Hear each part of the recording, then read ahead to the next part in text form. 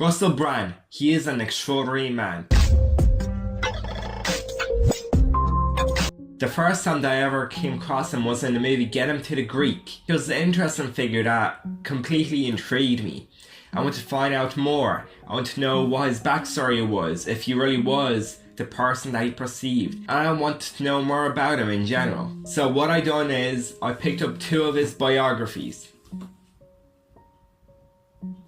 These books were such a great read. Honestly, I loved every minute of it. The first one, My Book You Wook, consists of his whole backstory. By that I mean his childhood until the time that he got famous.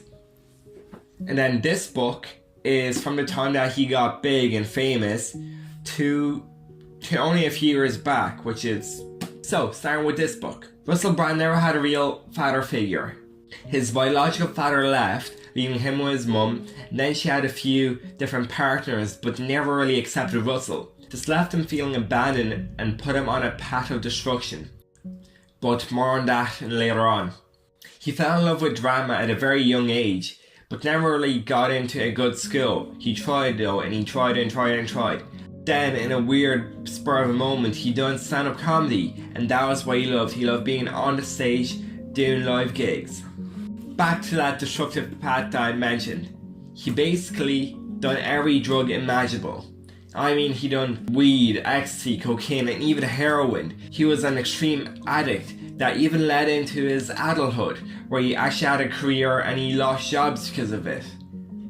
Then he also was addicted to alcohol, extremely. As he put himself, he was trying to numb himself to the world around. So this is essentially the book in a whole. It's just his upbringing and what he went through.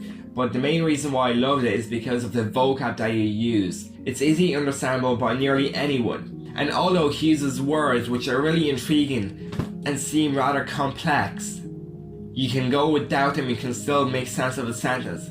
These words are what I love. I've written down all these words in different notes with their definitions, and I'm trying to learn these as I go on, because they're just fabulous words to use and expand your English vocabulary tremendously. Moving on to book 2, he talks about his rise to fame, where he started with a few small comedy gigs in London, but big figures happened to see him in these 40-50 person gigs, and he kept on scaling up and getting contracts and moving up the scale. He was becoming known all around the UK as an amazing stand-up comedian who was so spontaneous and just a laugh. Then he got an amazing position starring in Forget a Star Marshall, one of his best films, I have to say.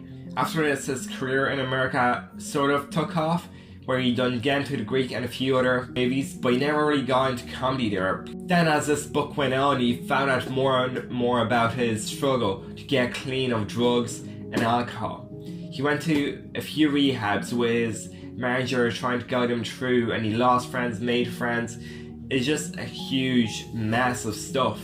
But that's life, isn't it? He's absolutely sincere in this book, and it's eye-opening that that person of his presence right now came from such a hard life. Nowadays, Russell Brand is touring around the UK and Ireland, and he has published a new book called Rebirth, which talks about his journey in becoming sober. I haven't read that yet, but it's definitely on my bucket list.